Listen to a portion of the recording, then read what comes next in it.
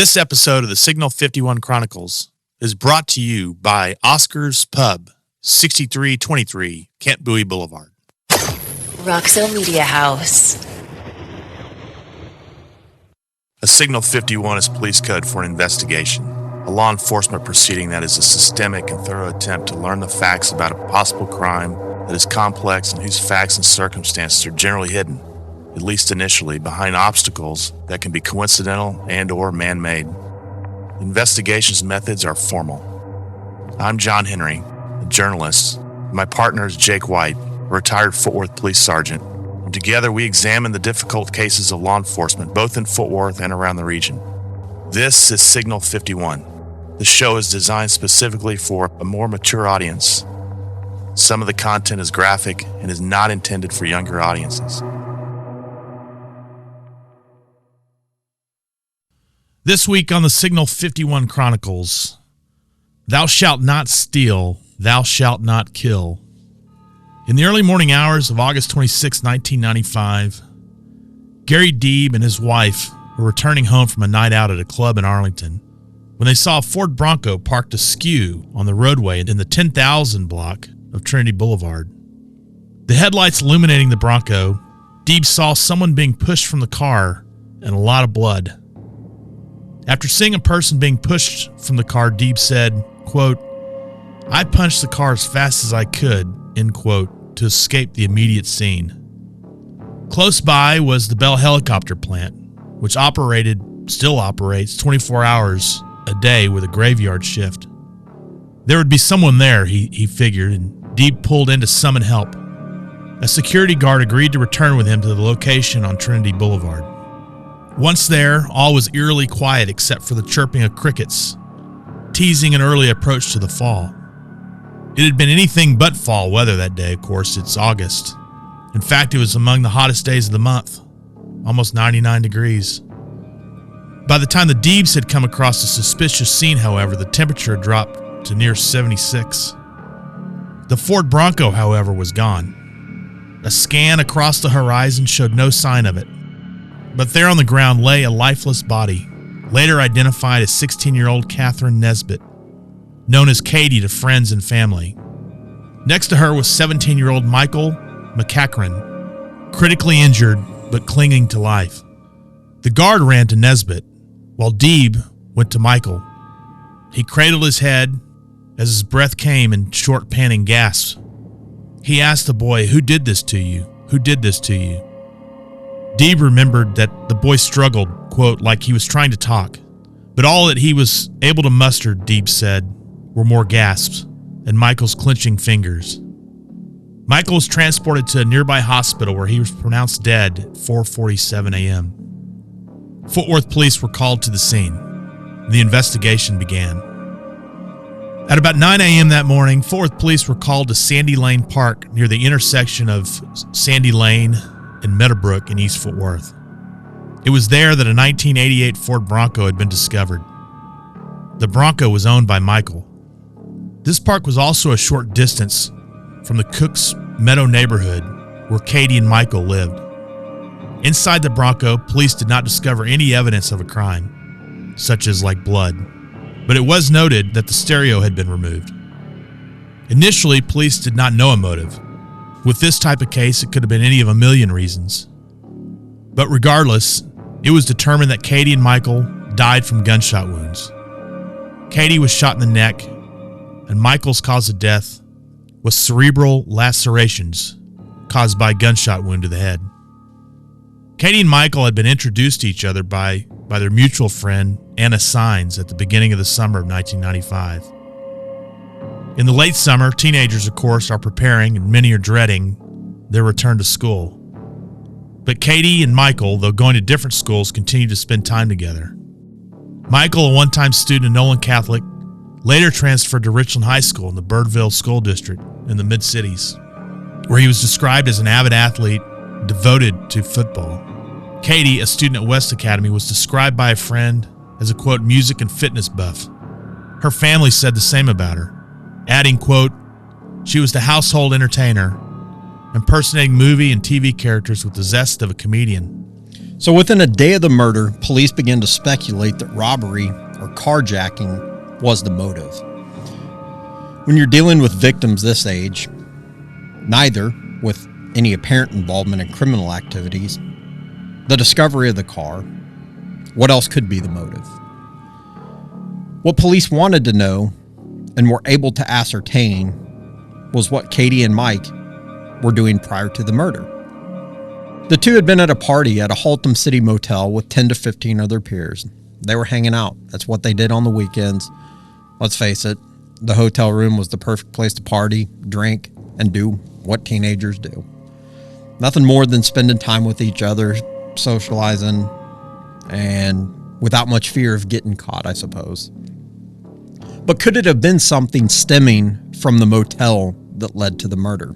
We don't know yet. With little to no clues, a day after the discovery, police continued their investigation. Family members speculated as to the motive. Mike's brother said, quote, "If somebody came up and put a gun to his head, he wouldn't have fought with them." Mike's mother said, quote, "From what I know of it, it sounds like it's just a random sort of thing, but who knows." A day or so after the murder, friends and family gathered to grieve. Bill Max Smith, a songwriter, singer, and radio host, said his son Billy Smith and Katie had been best friends for several years. I met Katie when I was about 15 and she was 13. We met through school and mutual friends, and we just became very close after that. Bill Mack further stated, quote, "She was my favorite, always full of life, and one of the sweetest kids I ever knew." My dad and Katie were really close. As a matter of fact, my dad was doing an overnight show at WBAP. And the night before that, which was very odd, was that I was interning there. And Katie would go up there with me. Her parents would let her go up there, but I'd work from midnight till 2. And Katie stayed up there with me, and when we were leaving, my dad came around and he was like, "Come here, give me another hug and kiss," because he just adored her, but he had never done that before.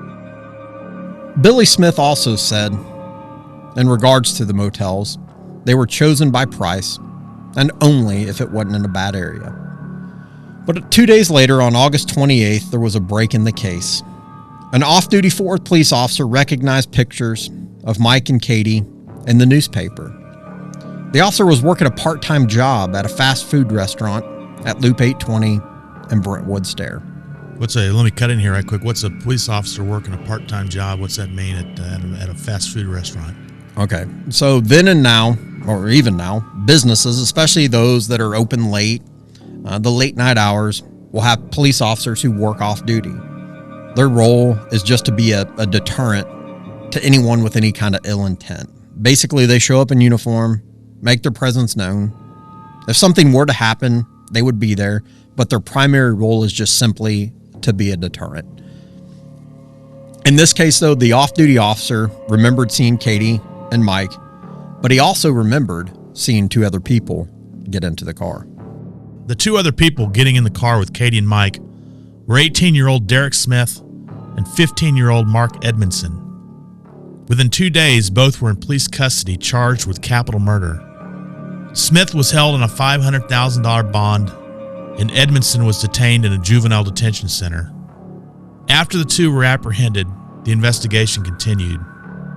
One line in the arrest affidavit stated, quote, "Edmondson had a gun," and he was also quoted as saying that he was going to, quote, "get the white boy for his system." Police were able to piece together the motive, and the motive, like so many other crimes, was senseless. The fast food restaurant was a Whataburger just off Loop 820 and Brentwood Stair in East Fort Worth. It's still there today. After a late night, Mike and Katie were likely doing what so many of us have done after a long night of beverages. For those of you not from Texas, Whataburger is the ultimate stop. When Mike pulled up to the restaurant, Davis, the 18-year-old, an employee of Whataburger, was there, but he wasn't working. He was just hanging out when Mike pulled in with his '88 Bronco. Mike's Bronco had some aftermarket modifications. Specifically, he had a JVC CD tuner, 400-watt Jensen amplifier, and 15-inch bass woofers. The system was worth about $1,000 in 1995. Mike, like many other kids his age, was not scared to show it off. By some accounts, when he pulled into the parking lot, the bass from his stereo system was vibrating the walls of the Whataburger restaurant. That too is quite typical. We still see that today. Yes. A short time prior, maybe a few days or a few weeks, Derek Smith fell upon a need. He had wrecked his car, causing damage to two of his wheels. Perhaps the $4.25 minimum wage job was not enough to buy new wheels. So Smith needed a solution. Smith and Mike were acquaintances. They had known each other for a few years through some pickup basketball games. According to a police spokesperson, Smith and Edmondson, quote, had been scouring East Fort Worth the day prior looking for Mike. The plan, the reason. Smith wanted Mike's car stereo so he could sell it and buy new rims for his car. Fort Worth's like any other big city, and in 1995, it was really like four smaller cities rolled up in one, each side of town being a microcosm of a larger city. Mike perhaps was known to show off his system, which could have planted the seed in the mind of Smith. Maybe Mike was an easy target, who knows? Regardless, when Mike pulled into the drive-through line, Smith found his mark. At trial, a witness, Trendle Johnson, testified, quote, damn, he wanted that system, referring to Smith. Johnson further stated, watching the Bronco, Smith announced his plan for an armed robbery. He was going to take him out in the boondocks and jack them. Smith kept a close watch on the Bronco as it pulled in the drive-through service line. Smith then said that he recognized the driver from pickup basketball games and was going to catch a ride with him. It was Derek Smith, and I believe, I don't know if it was Derek Smith or the other kid, but one of them, I believe, played basketball with Mike or played sports with him at one point. And so they had asked him for a ride. Mike, and Mike, knowing them, was like, sure, and they got in the back seat of the car. Johnson later testified that he last saw Smith and Edmondson that night, quote, jogging out toward the Bronco. Once in the car, a police spokesman said, quote, one of the suspects produced a gun and ordered Mike to drive around East Fort Worth for about 15 to 20 minutes before telling him to drive to Trinity Boulevard. It's unclear if murder was part of the plan, but everything else was seemingly going according to Smith's plan. They had the stereo. However, everyone refused to buy it. They were trying to sell it for $260. It was $260 that ultimately ended the life of Katie and Mike. In October 1996, Derek Smith was sentenced to life in prison. The following March in 1997, Mark Edmondson was sentenced to life in prison, both convicted of capital murder. Okay, so there's a lot to unpack with this case. First, 28 years later, and the same, or at least a similar problem exists. Today, I don't know that we see many people getting jacked for a car stereo, but the idea of kids losing their lives is something that still exists. This summer alone, right here in Fort Worth, we saw, I think, at least 6, I'm not sure, maybe a few more, who were senselessly murdered. Maybe the dope deal gone wrong is the new car stereo jacking. Maybe the online marketplace for shoes, video games, or whatever is the replacement for the car stereo. But regardless, this problem still continues. You've got these kids who are, 17, 18, 19 years old getting gunned down. The other thing, we have a juvenile, Edmondson, who, by the way, to this day, is still incarcerated for his role in the murder of Mike and Katie. So, Sean, let's walk through some of this. John, my favorite bar in West Fort Worth, little place called Oscar's Pub. Never heard of it. Where is it? 6323 Camp Bowie. Oh, I do know this place. Yes. I have been told and have experienced they serve the best cocktails in West Fort Worth. Pretty tasty. And at a price that can't be beat. Cannot. And a staff that could not be more friendly. Ugh, I'm telling you. And when you walk in there, they made a show. They made a TV show in the early 80s, mid 80s. Very much a resemblance. Heard about it. You're talking Cheers. It's the exact same thing. You walk in, where everybody knows your name. Everybody knows your name. Telling you what. Also, it is a very friendly place. In fact, there's an order there. It says, or a directive there. It says, be nice or leave. That's how friendly this place is. They mean it too. Oh yeah, they mean it too. And I'm telling you what else. Do not sleep on those tacos in that taco truck. It sits right outside. No, sir. I've had tacos and burritos there. I think it's Gordo's taco truck out there, and it is. They're good. It is good. They're really good. I mean, even if you don't want to go, even if you don't want to, like tonight, I'm got to go back to the office, and I'm going to swing by there and not drink 1 ounce of liquor. I'm just going to get a burrito. Get a burrito. Get a burrito and say hello to some people. Get back in front of the keyboard. Exactly so. So, Oscar's Pub, 6323 Camp Bowie Boulevard. Be there or be square. So our resident lawyer, I'm going to say our in-house legal expert. Correct. Sean Furkey is here. Actually here today. He's actually in studio today. Present. We're not on the phone. He has a long list of unexcused absences, but unexcused for sure. We've got him, but he's here today. So, and we're so much better for that. Oh yeah, I think so. It's unclear. Or at least some great laughters that happen. Correct.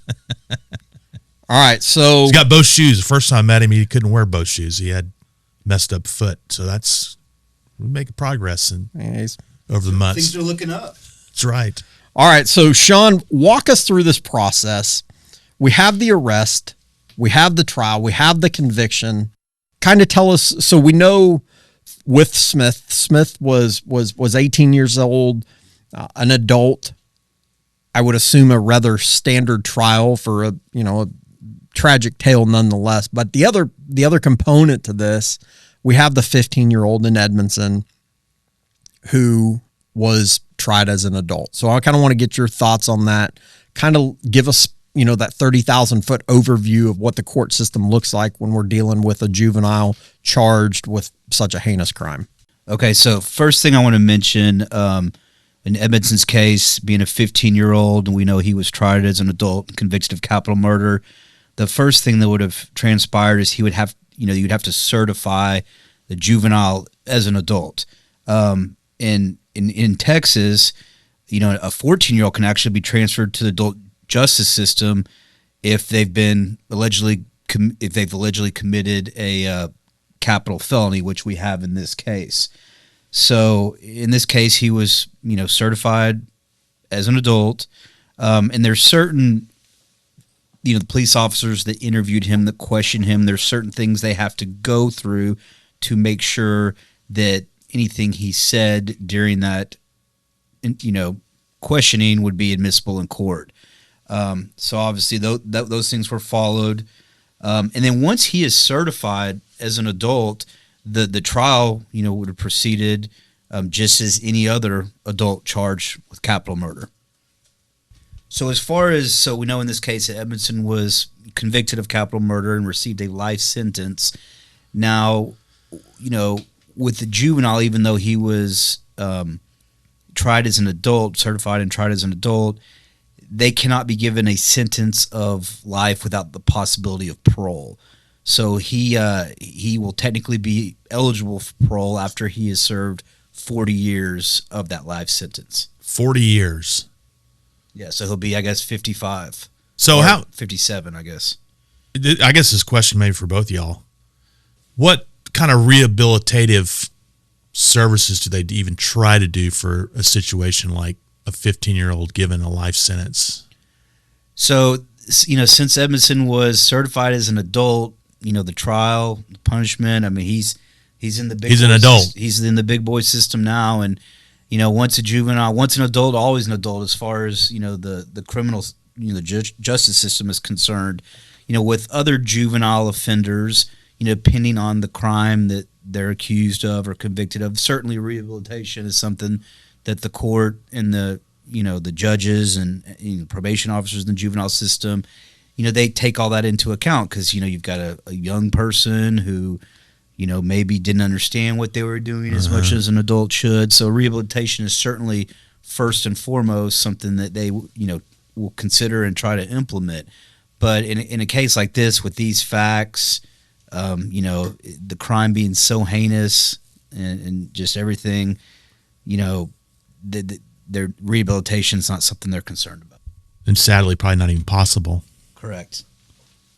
I want to know the thoughts of 15 life sentence. Do we see that today? What do you think? 28 years ago, I can't think of any other case where a juvenile's got a life sentence. I can't either, but I got to believe it would probably be the same, don't you, Sean? Yeah, I know that there was a push. I think it was in like 2009, 2010 time frame. There was a push for, juveniles that had been certified and tried and convicted in the adult judicial system. There was a push for them to be eligible for parole after serving 20 years of their life sentence, but that bill did not pass. I think another thing worth discussing is you were talking about what is a car stereo today, Jake? And we were talking with your buddies at one point in time at Oscars. Don't ever forget Oscars. Your compadres on the police force were talking about kind of the curse of illicit marijuana sales, simply because it's such good money. The profit is so good on marijuana. And so as a result, you see a lot of violence involving marijuana simply because of the costs. I think that's the marijuana is the one that stands out the most, the edibles. The profit margin's so good. The profit margin's good, but it's also easy to get. But the other difference is when you look at kids now, how they advertise dope for sale. It's not like an underground network now, man. It's on all of your social media platforms, just out there for the world to see it, more or less. And the thing is, this is a little bit different than the facts of this case. But, when you look at these kids that are, maybe they are making good money selling weed or edibles or dope, like, the quote unquote hard stuff. Most kids are going to flaunt that. They're not going to hide the fact that they have, $6,000 in their pocket. Right. So they become the next victim. And this one, Mike, he pulls off, he's showing off his system. I mean, I don't know that exists a whole lot anymore. Maybe it's just because I'm old and I don't pay attention to that stuff now, but I mean, the concept that it still happens, right? I mean, like I said, kids are getting gunned down in Fort Worth and any other big city or small city to this day. And vast majority of the time, robbery is the motive, or in many cases, robbery is the motive. Certainly. Asking a question, did Billy Mack Smith in your interview say anything we need to discuss here that maybe we don't get into the? Well, one of the things, when we talked in our call with Billy, was the idea of how this impacts people for the rest of their life. Looking back, it affected how close I let people get to me. My mom would even, my parents would even tell you the same thing, that I had it was hard to commit to people or get close to people, if that makes any kind of sense. Yes. I would still love people, but I kept people at an arm's length. No, when we talked to Billy on the phone, he brought up the idea of how this impacts, truthfully, generations. Somebody who needed $260 to replace 2 car wheels, generations are impacted. There will be no, children of Katie and Mike.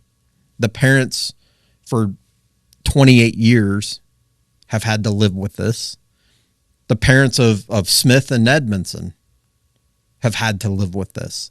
All over $260, which is, I think the part that I often question is, we haven't figured out anything in 28 years. I don't know that it's worse. We're 2,000 years. At 2,000 years. Right. But we're back on that cycle, right? We're back on the, crime ebbs and flows, spikes and decreases. And for the last, from 2000 to, 2015, pretty peaceful. And then it just started ticking up to where now, not so much. So now we're seeing the exact same thing. One of the other things I did talk to a couple cops who worked over in that area.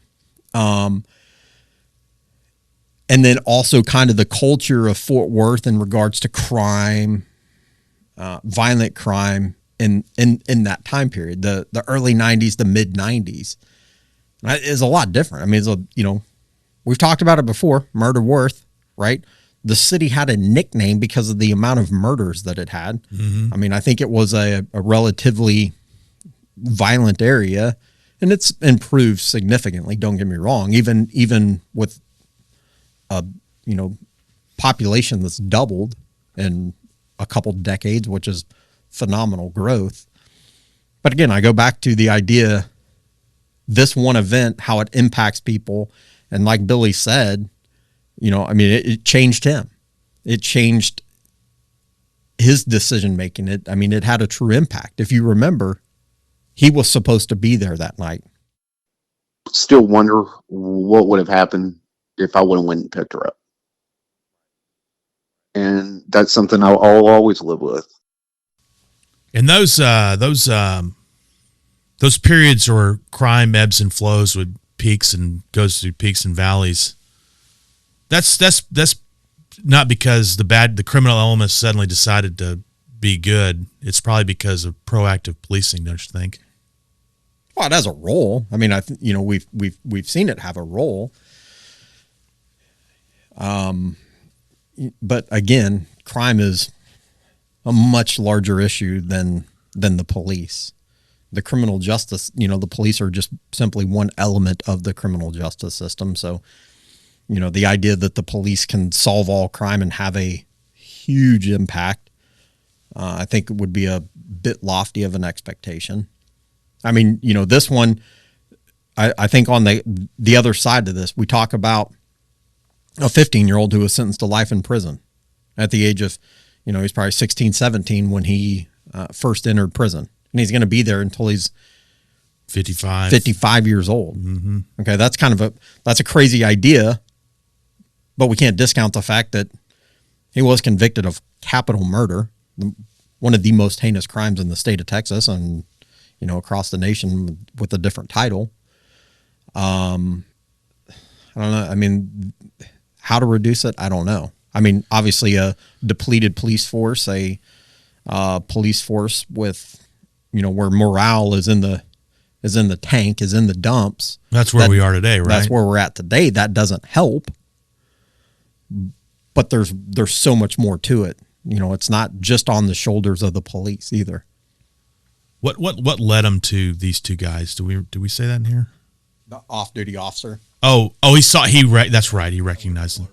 Well, that really was stupid. Because the off-duty police officer knew Derek Smith because he worked there. Presumably.